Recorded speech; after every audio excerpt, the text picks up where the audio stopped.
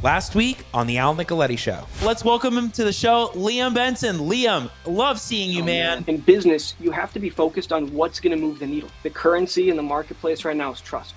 Build trust with your sellers, build this pipeline, and that's where you're going to find your very best deals. The peak of your pyramid is determined by the size of your foundation. Marketing, sales, and exit. Those are your macro processes. There's two main types of marketing in the real estate space. There's going to be your outbound marketing, and there's going to be your inbound marketing. Inbound leads are always going to be significantly higher quality because they have intent baked in. You're not trying to pull it out of them. You're not trying to fish it out of them. A prospect is somebody you think wants to sell. A lead is somebody that has told you they want to sell. You've never heard that before? No, I haven't actually heard that one before. Is your time more valuable to you? Or is your money more valuable to you? That will help you determine which of the methods is going to be the best way for you to go to begin scaling. Can everybody see how Liam could just talk about this for 5-6 hours? I would get less clicks that are higher intent rather than trying to get a whole bunch of clicks that are low intent. If you're getting into a real estate deal, you also have to think about the exit to it as well. The marketing's one thing, but you're right. You have to know what you're doing at the back end. A lot of people don't think about that. If you hire people without SOPs, you're pretty much just hoping that they already know what to do better than you do. That's not going to be a good recipe for success. In our business, it's not just what we're doing, but it's who we're always connecting with and building relationships with. The best business owners aren't experts in everything. They're really good at connecting the dots between experts who are good at what they do. If you really want to create leverage for yourself in the marketplace, you have to double down in your sales process. Thanks again, man. Stay safe from the blizzard out there. Don't go anywhere. Thank you. Will do. I'll try my best. What's going on, everybody? We are here live in the Al Nicoletti studio, another Wednesday night on the Al Nicoletti Show. We are going to dive in on some things tonight. And just so you all know, it's been, we've had some technical difficulties with Mike Termine trying to get into the studio. So hopefully we can either get him in, maybe we can bring on a special guest, but it's going to be me tonight for the show until one of the things finally happen. So it is what it is.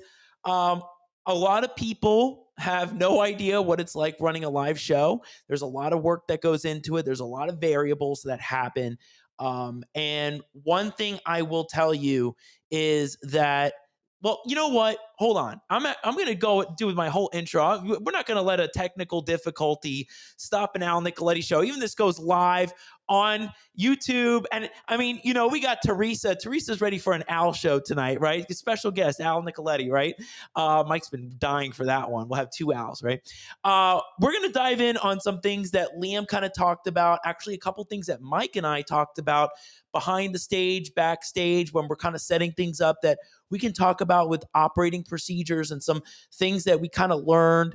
And, you know, talking a little bit about consistency, but not just consistency, but sustainability. And I think a lot of people miss that word. So we're going to get into some things tonight. So let's rock this thing. Hey, everybody. My name is Al Nicoletti. I'm an attorney here in Florida. And welcome to the Al Nicoletti Show, where I bring on real estate super investors, rising rock stars, movers and shakers, and leaders of clubs in their community that educate, entertain, and inspire all things on Florida real estate, and bringing on people all over the country in different markets, wherever they are, whether it's Texas, California, Ohio, Michigan, Virginia, wherever they are, doing big things in their market on how you can take your company to the next level.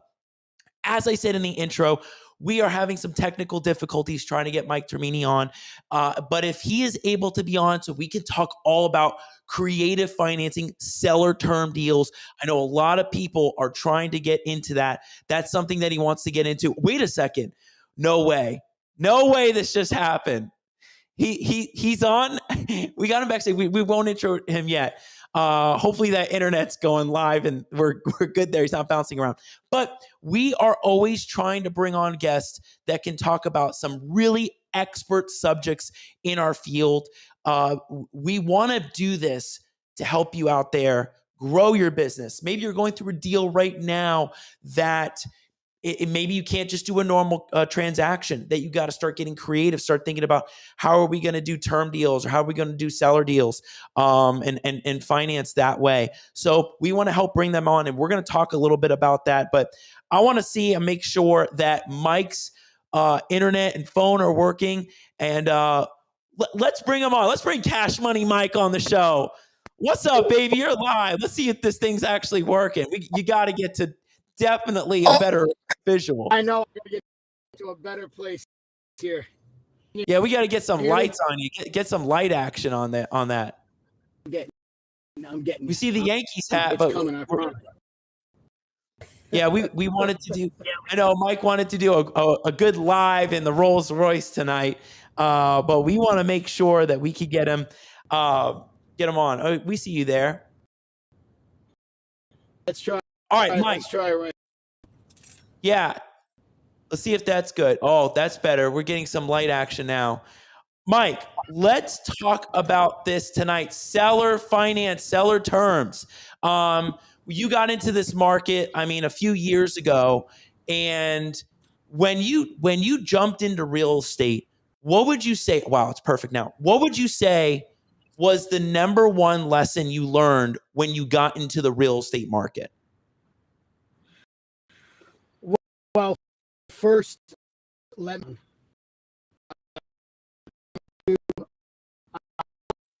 I don't know why I wasn't able to get on to it. I'm here now. And super excited to be here. Now, for one favor, ask me that question one more time. Yeah, what was the number one lesson that you learned when you jumped into this real estate market? That if I become really good, that's what was. So that was the one thing that I when I first got into it was just trying to good deals. And I knew everything would kind of come. So I did, a lot of work on a particular area, a lot of work in comps in a particular Mike, area. You're cutting in and out. You're cutting in and out. It is super choppy on our end. See if that's better. We're a live show, so we got time. If we don't want to go over, but we got a little bit of time. Let's see. Oh, that's better. Now we can really see you. But definitely stand still for sure, because otherwise it's gonna go in and out. Let's try it now.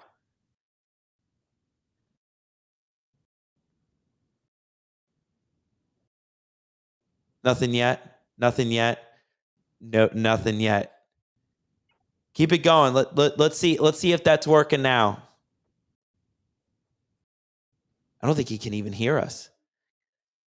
I don't even know if he can see us or hear us.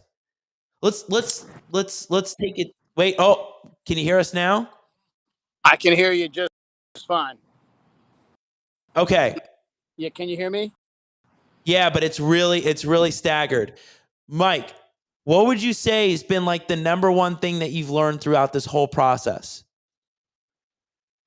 Number one thing that I've learned about this entire process, or the actual real estate process, unfortunately not going the way it was planned, and I'm so sorry about that. Into your restream here, but most important, the process.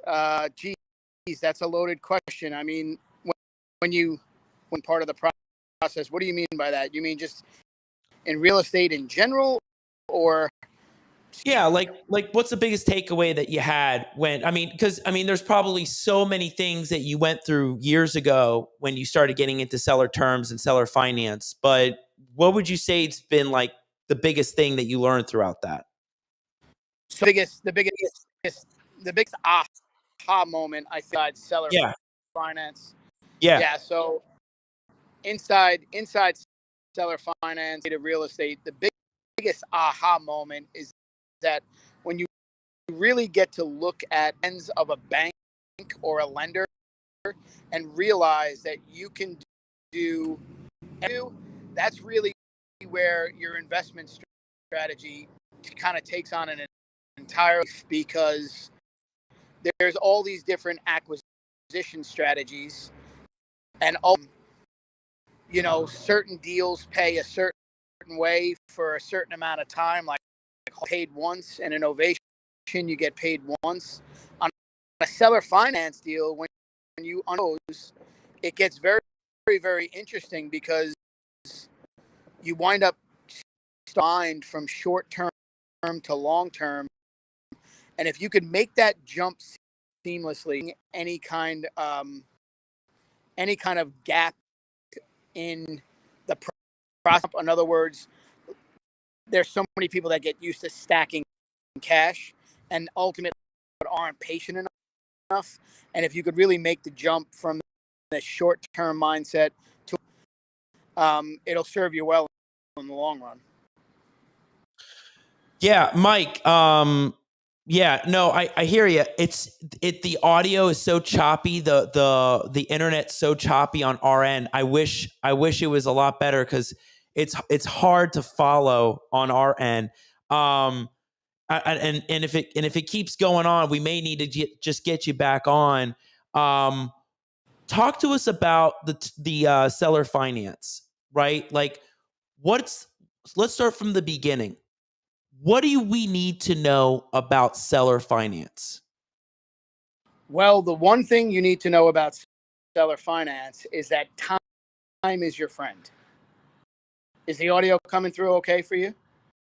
It's okay. It's not the greatest, but I'm hearing you and seeing you. Yeah. So seller finance is that time is ultimately your friend. So when you understand that the more time that goes on, you can make, that is the biggest thing about seller finance. You're going to trade a higher purchase price, or you're going to interest rate in exchange for time. That's the best about the way a bank makes money.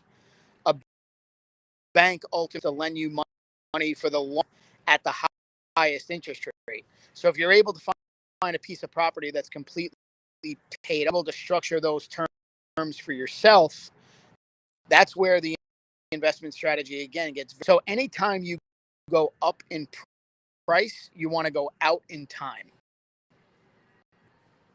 Gotcha. And yeah, you talked about showing people how to gain an unfair advantage over the competition by overpaying for property, right? The idea is that instead of offering, it's almost like the lottery, right? Either take the lump sum or take the amount, the 30, 40-year payment plan, right? You're talking about, sure, we're not going to do just a regular deal here. We're actually going to offer more, which actually sounds great for the seller because they're interested in that. But of course, it's going to take a longer period of time. I like taking the lump sum over the annuity. Yeah. So the lump sum versus the annuity, that's such a great.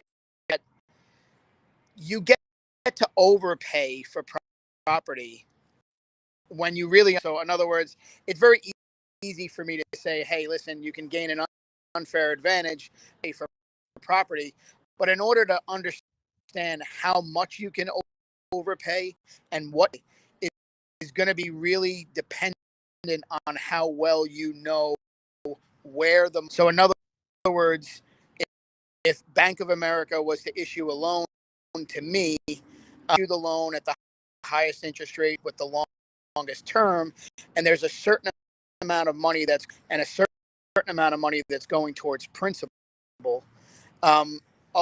Ultimately, seller finance deal, and you can structure it on your own. You can make all of those principal pay down. So that's really where the magic comes in. Is again goes, and when the money goes, into a certain place. I mean, again, the entire investment strategy completely opens up. Yeah, and then another thing that you really talked about with me was understanding that time in the deal is where you're truly going to generate the wealth. Is understanding the time. What is the concept of time in seller finance?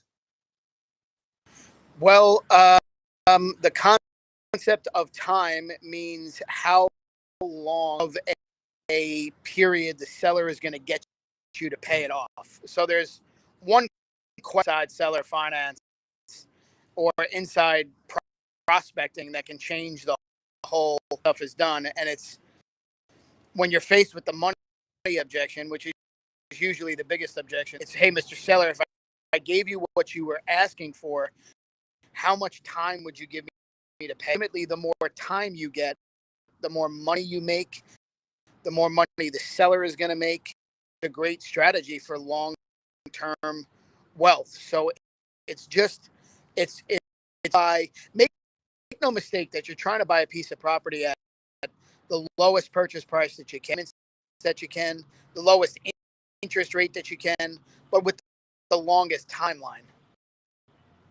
The longest timeline. And calculating that seems to be a strategy in and of itself, right? Because you need to calculate the time, you got to calculate the money. So when you're starting to do that, you're saying, wait a second. First of all, I heard somebody talk about this today. They're like, wait, let's offer the cash transaction, right? First, let's offer the cash. Okay, the seller is not interested in the cash transaction. Okay, well, hold on a second. Don't go away. What if we did this? And now you're starting to calculate what seller finance is going to look like. What are some basic strategies? And we'll get maybe into some more intermediate advanced. But what are some basic strategies to being able to calculate those kinds of deals? So you just are aware that you're looking for time. It's not so much calculating it, and all it is, it's, hey, I need more time because I understand again where the money. The real important part is how to pitch the time for a seller. So, in other words, you never really want to make a seller super nervous and go, you offer me seller finance and I'll pay you at 7% interest and balloon you out. You know, when a seller hears that, it kind of puts them on their heels and they're like, wait a minute, 12 years. I don't understand what a balloon is. So when you just find different ways to speak about that, it gets a little bit easier. So a really good way of saying, hey, when is Mr. Seller? If I gave you what you wanted, how much time would you give me to pay it off? Effective loan. And when I say things like zero, is it a 0% interest deal? When I pitch equal monthly payment, it effectively structures a 0% interest deal. And when I say, hey, I'm going to have that payment hit your account, 180 times as opposed to I'll pay you off in 15 years, it gets more comfortable for the seller. Yeah, and that's what we were kind of talking about was the education to the seller. So one thing that I keep hearing when we go to Wholesaling Live, when we go to Hustle Harder, when we go to all these events, one thing that keeps coming up on seller financing is not the calculation. It's not necessarily the strategies, but it seems to just be the education to the seller to make them understand that this is actually going to put you in a better position than somebody that's offering cash. And I actually saw something great today. George Salas, he was on my show. George has been picking up deals, seller financing. And what was really funny, it was a FSBO, and he's crouching down next to the FSBO sign, and the seller wrote on the FSBO, they put wants to do seller financing. Like, you tell me what sellers are actually like now wanting to do seller financing. So the education's getting out there somehow.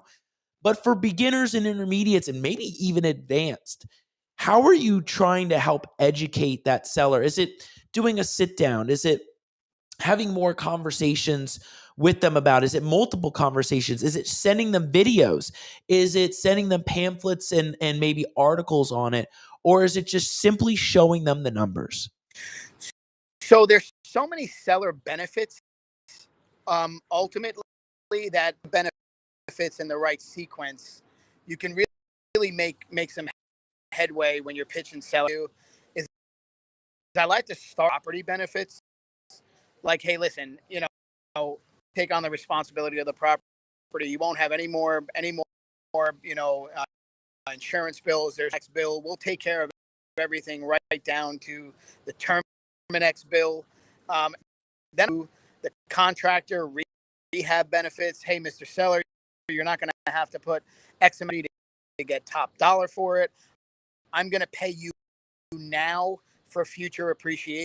You won't have to deal with any of the contractors. You know what it's like to deal with, contractors, right? It's I'm probably going to have to pay twice the amount of money of what I originally. Contractors are notoriously horrible. You won't have to deal with any of the tenants. What to do is I like to take the money benefits and I like to leave them conversation when I'm actually stacking them, where it's going to have the most impact. I never like to assume that they understand what I understand. So in other words, typically a realtor is gonna pay 6% commission. What I like to do is hey, listen, I'm gonna get to save you the commission, and I'll save you the closing costs, and I'll save you all of this. Add it all up, and then kind of bring it to the conversation.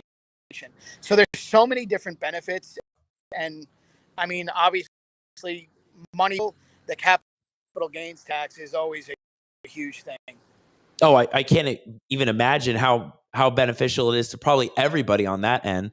But like, and we'll get to some of the comments because Teresa had a really good comment there, because people are starting to see, like, even where you are right now, just the some of the moments we can capture the good content from this. People are picking this up.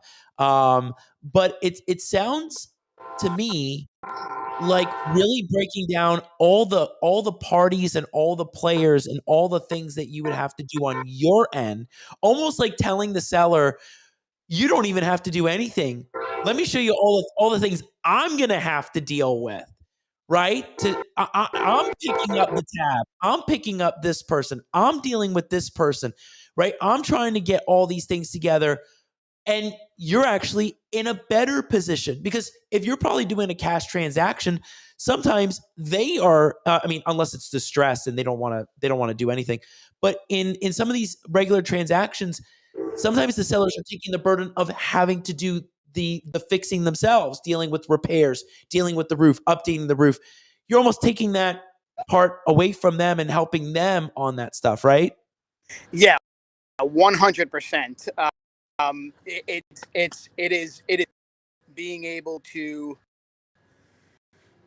kind of make the seller feel as comfortable as they can and do as much as you can for the seller. And really the biggest mover, the money, right? So if you stack the benefits correctly, and you lay out easier for the seller. I mean, again, there's just so many benefits. I mean, I can scenarios, but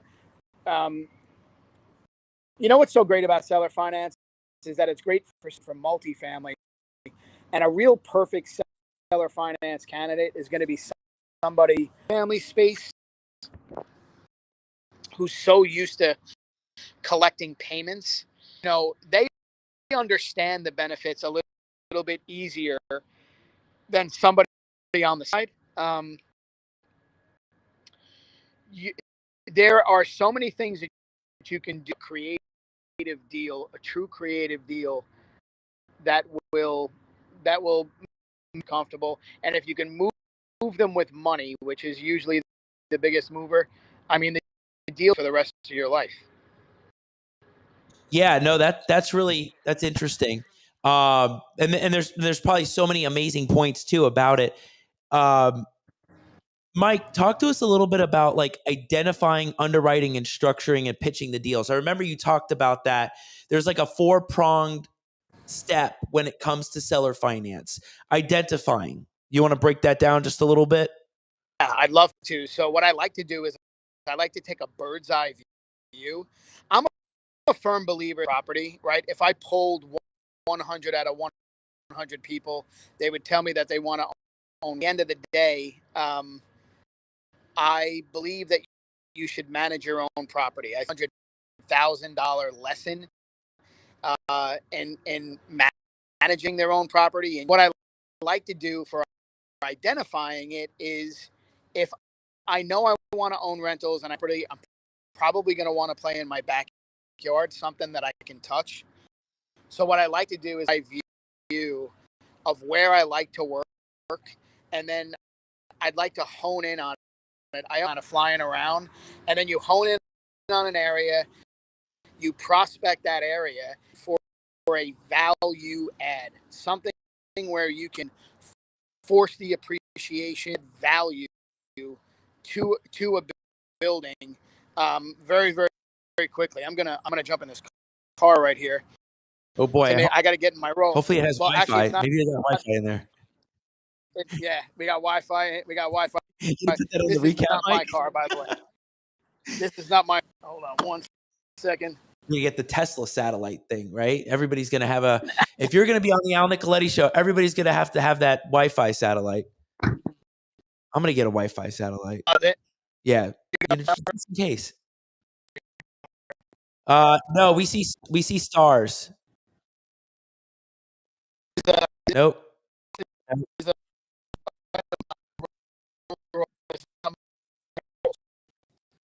Yeah, I wish the audio was a lot better. And Mike, while we're trying to see if the audio is going to be good, we have to see if the audio is going to be good. We had some great questions, and if we can get to them, if the audio ends up being good, we'll see. Mary Lou, I see you out there.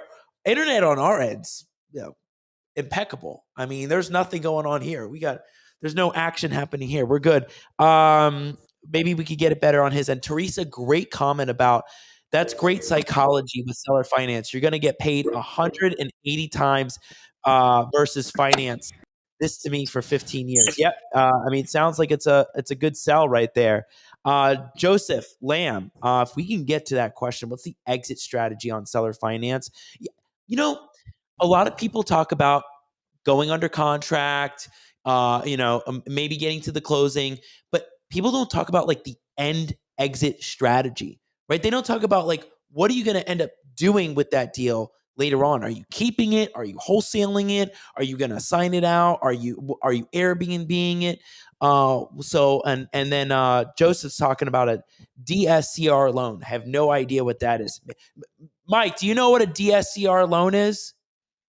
Yeah, so that's a coverage ratio loan that is going to be lent on net operating. Is going to want to know is if the actual net operating income is going to cover the. So it's a DSCR loan, and that's what it's about. It's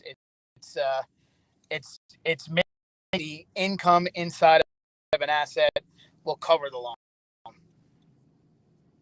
There you go. Simple explanation.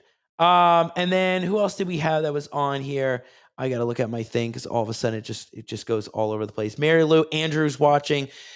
Mike, I wish the audio was better. I wish the visuals were better. I don't know if we're gonna get any better with this. The brick wall was actually probably the best Wi-Fi that you had going on right there.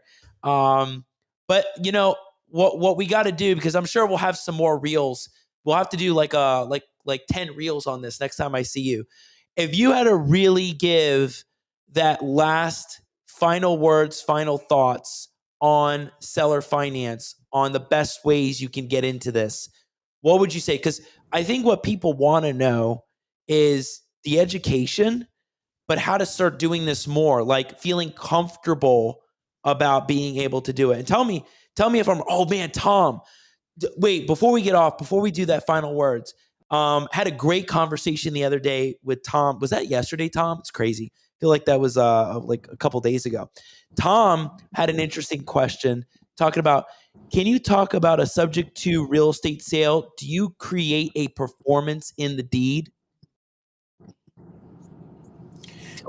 what he's asking about is if for some reason you're on, I think what they're asking about is if you're on a sub 2 deal and the seller is worried not getting paid or I mean not getting paid, but buyer not making the payment on their behalf, and they don't want to take the property, or maybe they want some reassurance that it's actually going to get made in its deed inside the package that says, hey, if I don't make the payment, you can take that deed, run down to the recorder's office and record.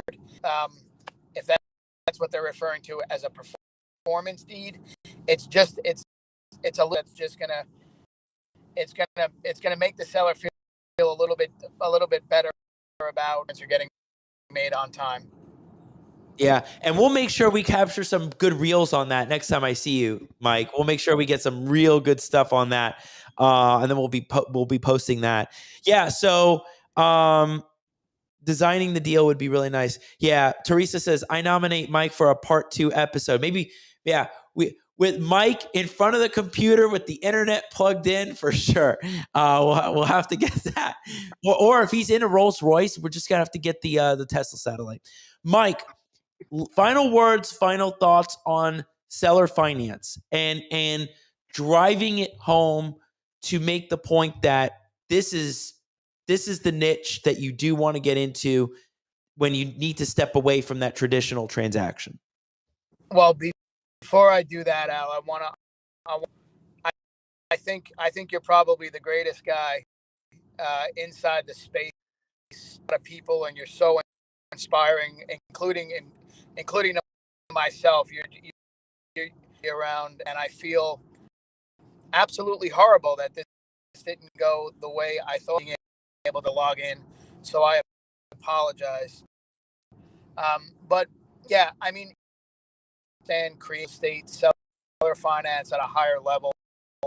There's a couple of places you can go to YouTube University and get, a certain amount of information, or yourself, and ultimately get trained by somebody that you resonate with. I mean, I run a training, but I don't necessarily. I kind of work through word.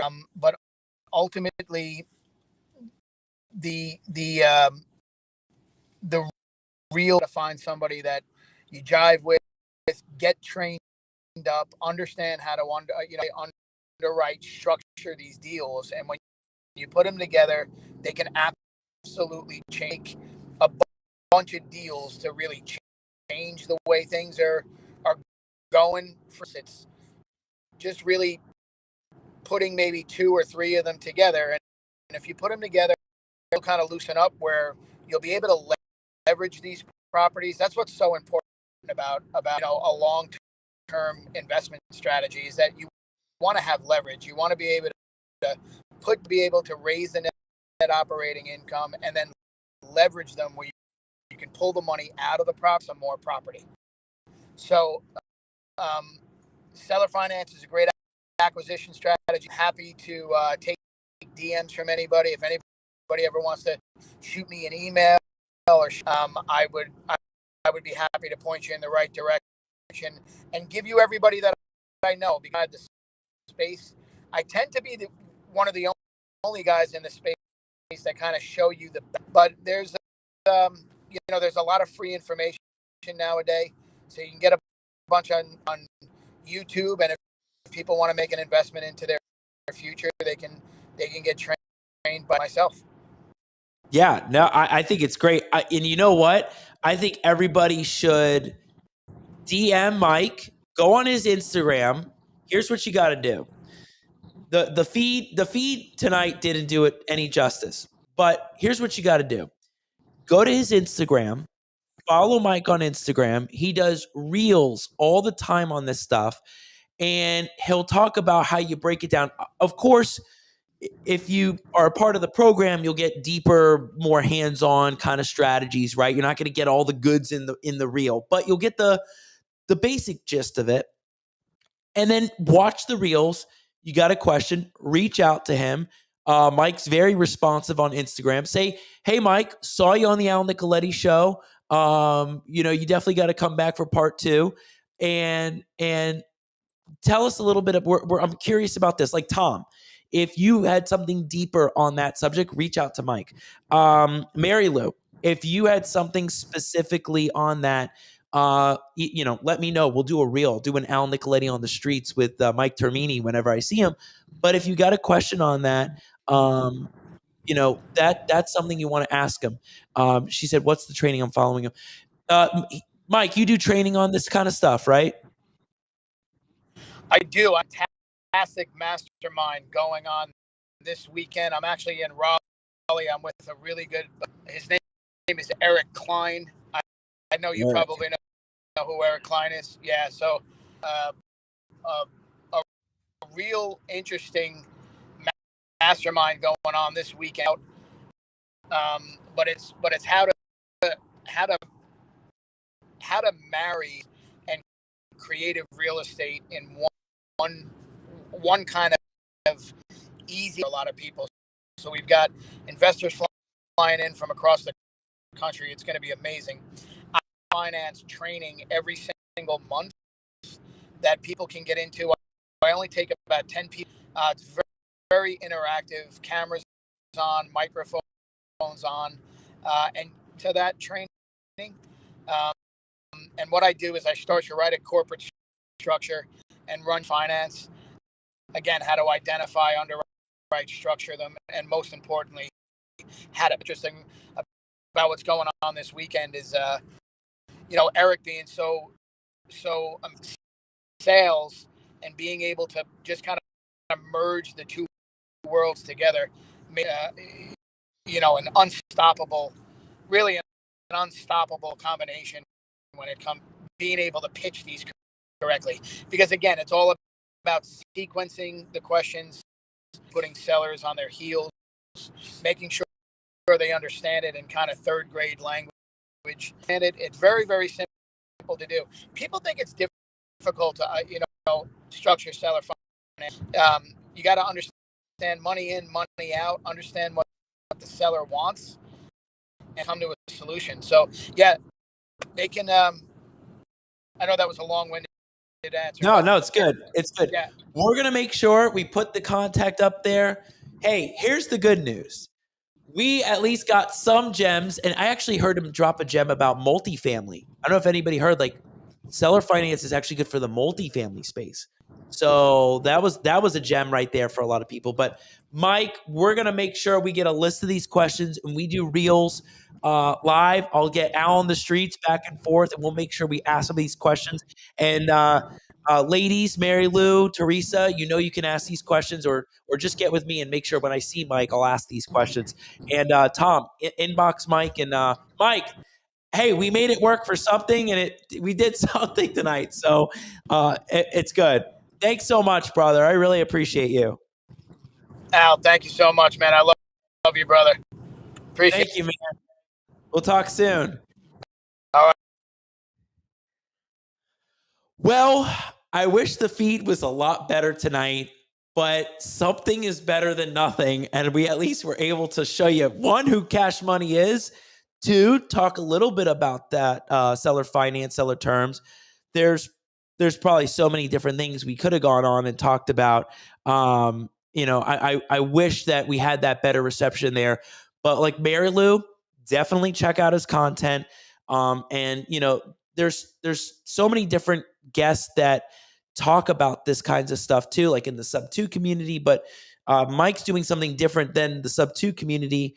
And then Tom, if you have any questions, get with him.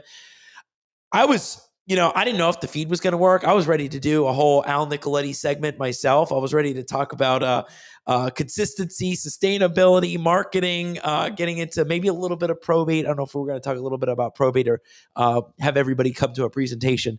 But I just want to say thanks, everybody, for sticking around. Was not expecting that. It's actually it's easy to see a guest with the Wi-Fi doing what it's doing and not stay on, but y'all stayed on. So it means a lot to me.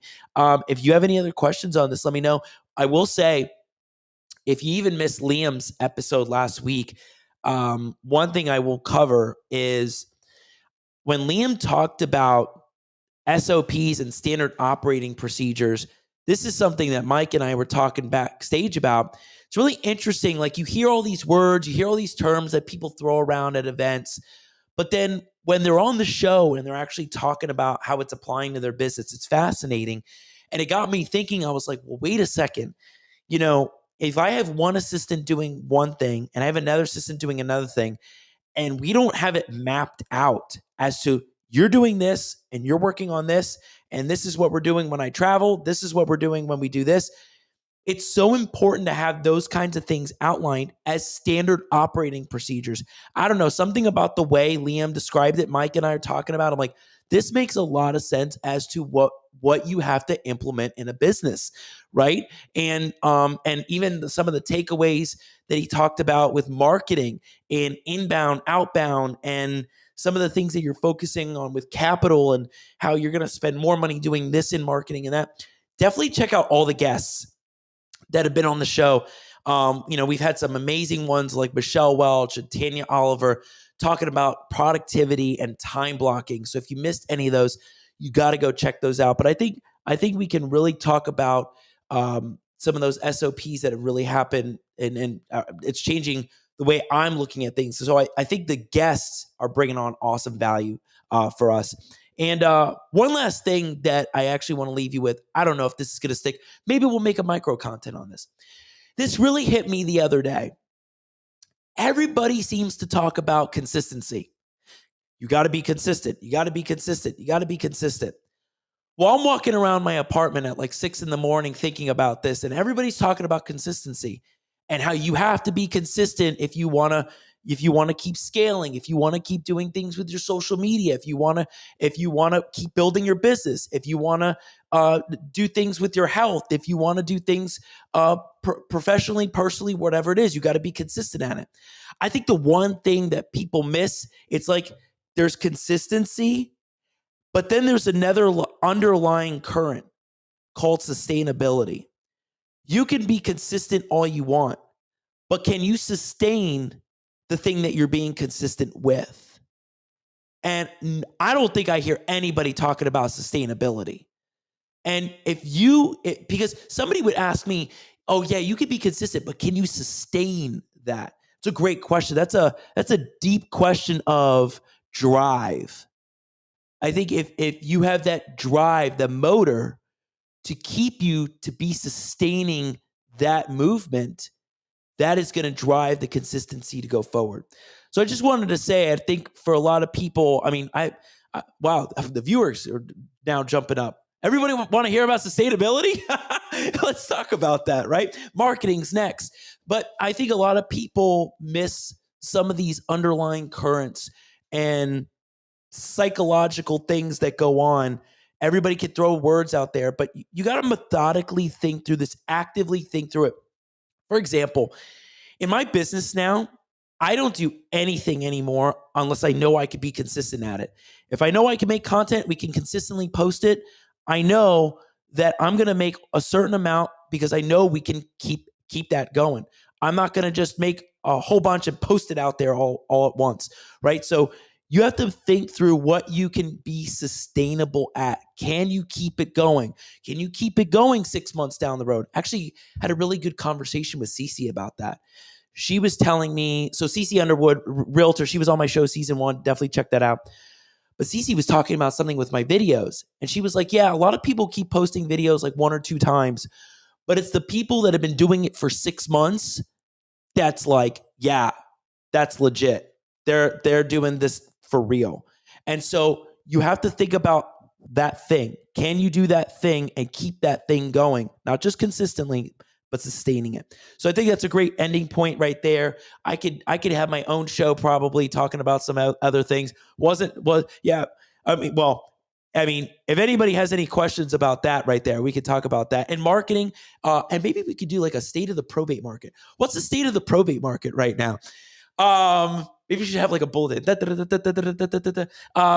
the probate market. It's getting better. They're not going away. Probates are not going away. It's only going to keep increasing. And I actually did an email about this the other day.